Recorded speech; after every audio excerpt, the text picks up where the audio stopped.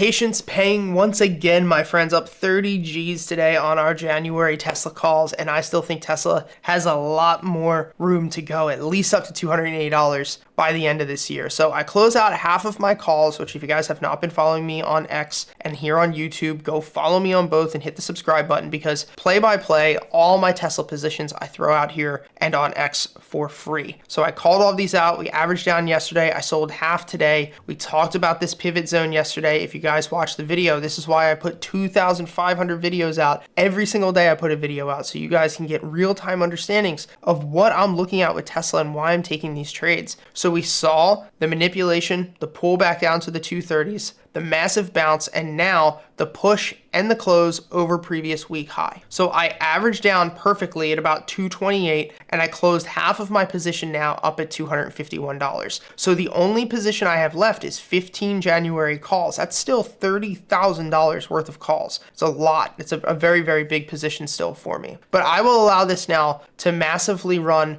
up to 270, maybe even 280 bucks, because the trade is completely free. I doubled my money. So now that I took my initial investment off the table, I'm playing on house money, meaning I'm playing on just my profits. And if we look at this point here, we've spent a lot of time in the past year trying to break through this resistance trend line. And multiple times we have rejected here. 1, 2, 3, 4 times. And finally now we've pushed up and we're closing over it. Now you can see PWH here, this line, that means previous week high. These are going to be our pivot levels. So previous week high, previous week low. If we break above here, the move up to 300, as we said, is going to happen. If we would have broken below 230, the move down to 200 would have happened. Now, the thing I want you to understand is that just because we closed here, this is not confirmed 100% yet, which is why I released half of my position. If I didn't average down, I would never have done that. I would still be holding on to my trade. But basically, we need to get this breakout and this push through this resistance level. But the TTM squeeze down here has to release. The longer that we have this tight price action,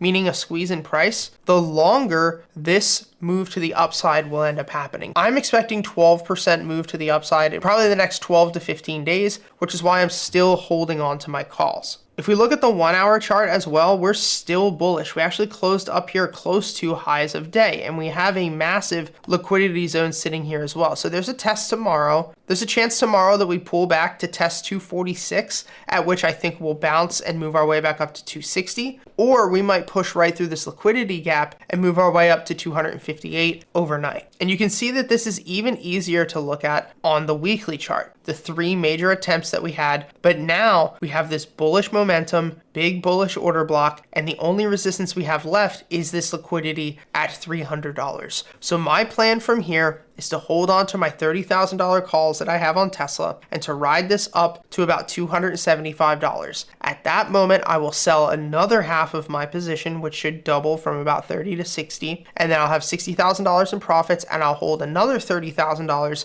up to $300. So at that point, I'll instantly lock in $30,000 profit, and best case scenario, I could pull another maybe $30,000 if Tesla were to hit 300 by the middle of January. Now, since we've been absolutely killing it, I'm up over $150,000 this week. We are doing a flash sale for those of you who really are diehard fans of our community and diehard fans of this channel. So we're doing a 33% off for a 1-year membership and a 50% off for a monthly membership to get access to all of my trades, all my trading bots, all of our premium indicators, which is this Pine Script one that you guys see here, our Discord community, our live streams, our courses, and everything else. So flash sale, only 48 hours. If you miss out, I'm completely sorry, but thank you from the bottom of my heart for all of you guys who have followed me. This past week has honestly been really tough, and this is what I'm going to leave this off at today, is the mental side of trading and the mental side of investing. So running a YouTube channel and running a community, I love it, but it's very tiresome. Like, I actually dream of the days sometimes where I could just go back to quietly trading on my own and not having to post publicly every day, take the scrutiny, deal with the worry of, are people still going to believe in me if I'm wrong today? And